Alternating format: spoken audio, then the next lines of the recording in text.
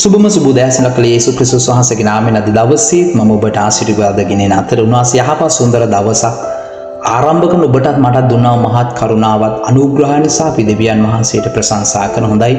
වෙනද වගේම අද දවසේ දෙනසගේ වචන යම් කාරණාවක් බලලා අපේ ආත්මය අපි ඇදහිල්ලෙන් ශක්තිමත් කරගමු.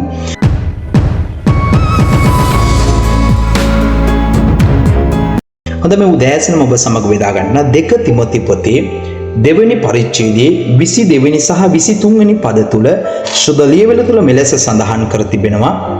යෞවන වයසේ තෘෂ්ණාවලින් දුරව පිරිසුදු සිතින් ස්වාමීන් වහන්සේට යාචනා කරන්නන් සමග ධර්මිෂ්ඨකමත් ඇදහිල්ලත් ප්‍රේමයත් සමාදානයක් අනුව ඵලයන්න. නමුත් මෝඩ වූ අඥාන වූ විවාද වලින් දබර උපදින බව දැන ඒවා එපා කරපන්න. මේ ස්ථාන තුල දෙවියන් වහන්සේ ඔබගේ මගේ ආත්මයට යම් පණිවිඩයක් උන්වහන්සේ දෙනවා. නාශගේ ආත්ම නාශ කරන මේ ස්ථානෙ කියනවා යෞවන වයසේ තෘෂ්ණාවලින් දුරව පිරිසුදු සිතින් ස්වාමීන් වහන්සේට යාචනා කරපන්න. අපි බොහෝ දෙනෙක් අපි යාචනා කරට අපේ හදවත් අපේ සිත් පිරිසුදු නැහැ. බොහෝ වෙලාට ඒවා දූෂ්‍ය වෙලා තිබෙනවා.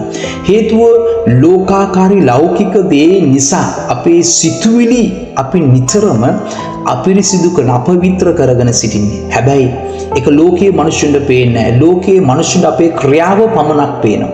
නමුත් ඔවුන්ගේ අපේ සිත ඔවුන්ට නොපෙනෙන නිසා අපි ලෝකයේ රවට්ටමින් අපි සුද්ධ කිතුණුවන් ලෙසට මේ පොළොවේ ජීවත් වෙනවා.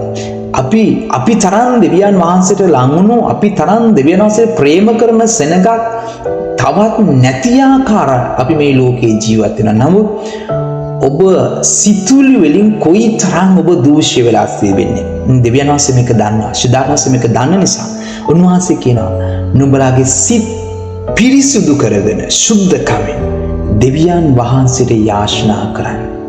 යාචනාව කියන්නේ සම්බන්ධතාවයක්. දෙවියන් වහන්සේ සමග කතා කිරීම. ඉතින් ඔබ පිරිසුදු හදවතින් පිරිසුදු සිතින් ඔබ කතා කර දෙවියන් වහන්සේ ඔබගේ සිතේ සිතුවිලි සෝදිසි කරනවා. තව දවසේ බොහෝ අයගේ ජීවිත වෙනස් නොවන එකම දේ තමයි ඔබගේ සිත් පිරිසුදු නැහැ. ඔබගේ සිත් අවංක නැහැ. ඒවා දූෂ්‍ය වෙලා තිබෙන්නේ. පාපේ නිසා බොහෝ වෙලාට සිතුවිලි නිසා අන් අයගේ දේ නිසා බොහෝ වෙලාට ඔබගේ සිත් දූෂ්‍ය කරන නිසා බොහෝ වෙලාවට තව කෙනෙක්ව සංසන්දනය කරන නිසා ජීවිතේ සමහර බොහෝ දේවල් ජීවිතේ වරද්දගෙන තිබෙනවා.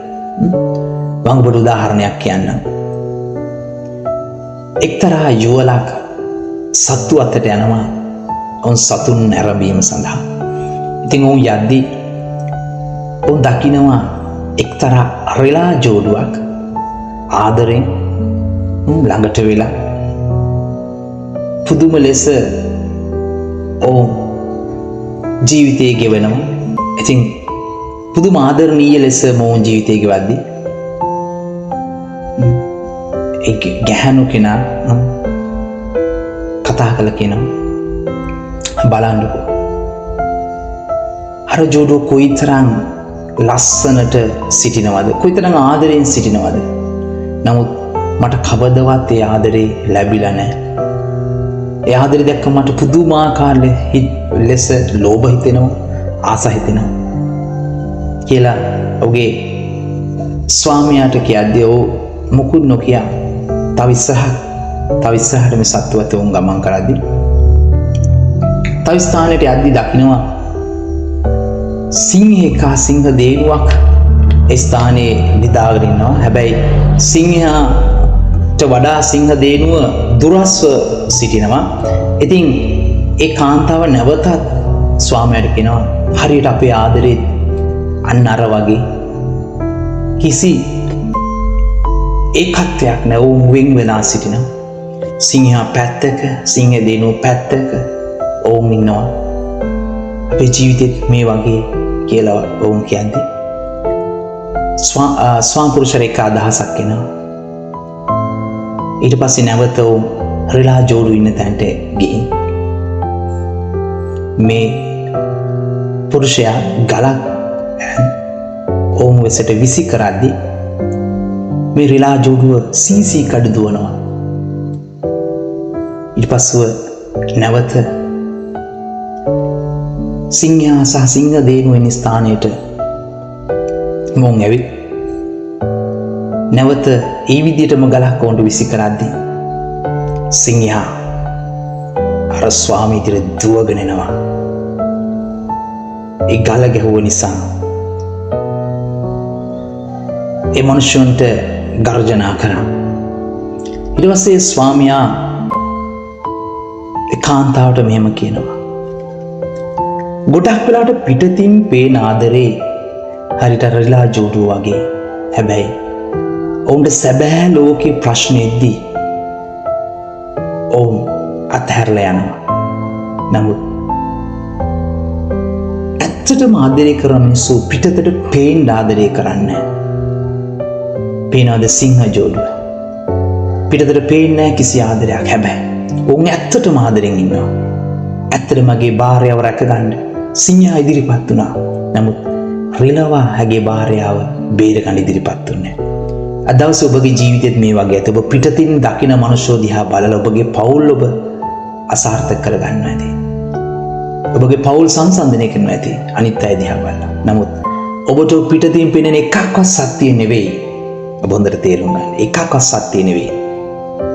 නමුත් දෙවියන් වහන්සේ හොඳම සහ යහපත්ම දේ දී තිබුණා. අද දවසේ බොහෝ අයගේ පවුල් විනාශ වෙන්න, කැඩෙන්න, බිඳෙන්න එකම හේතුව ඔන්නෝ කාරණාව. හේතුව ඔවුන් සංසන්දනය කර ඔවුන්ගේ ජීවිත ඔවුන් අන් අය සමග ඒක සසඳන්න ගියපු නිසා අද දවසේ බොහෝ අයගේ පවුල් අද දවසේ විනාශ වෙලා තියෙනවා. නමුත් ඒ දුර්වලකම් මෙද්දී ඔබ කතා කරමින් ඒ දුර්වලකම් හදාගෙන ඔබගේ ජීවිතේ ඔබ ඉදිරියට ගියාන අද දවසේ සමහර පවුල් විනාශ නොවී තිබෙන්න ඉඩ තියෙනවා. ඒ නිසා ඔබ තේරුම් ගන්න. වැදගත් ඔබගේ සිත, වැදගත් ඔබගේ සිතුවිලි, වැදගත් ඔබ සිතන විදිය නිසා ඔබ තේරුම්ගෙන දෙවියන් වහන්සේ සමග ඔබගේ ගමන ඔබ ගමන් කරන්න.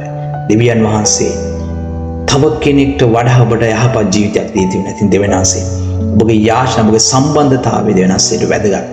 ඔබ දෙවියන් වහන්සේ දුන්න හැම දෙයකම ස්තුති කරමින් ඒක තුළ ඔබ ගමන් කරන්න. විශ්වාස කරනවා. ඔබගේ ජීවිතය සාර්ථකව දෙවියන් වහන්සේ ගෙනියයි කියලා. ආමේන්. තත් දවසත් ඔබ විවිධ දේවල් කරන්න ඔබ සැලසුම් කළ ඇති. ඔබ රාජකාරී විවිධ රැකියා විවිධ දේවල් ස්වාමීන් දවස මේ හැම කෙනෙකුගේ ජීවිත අතලසන ආශිර්වාද කරන පියන ඔබගේ බහුභෝග ස්වාමීන් කුෂිකාරම මිස්සියල් ආශිර්වාද කරන ඔබගේ මුළු තැන්කට ආශිර්වාද කරන ඔබගේ සුවේ සමාදාන හැම ජීවිතයක් මතම නිදහස් කරන්න කෙරෙනවා යේසුස් වහන්සේගේ බලවත් වූ නාමයෙන්.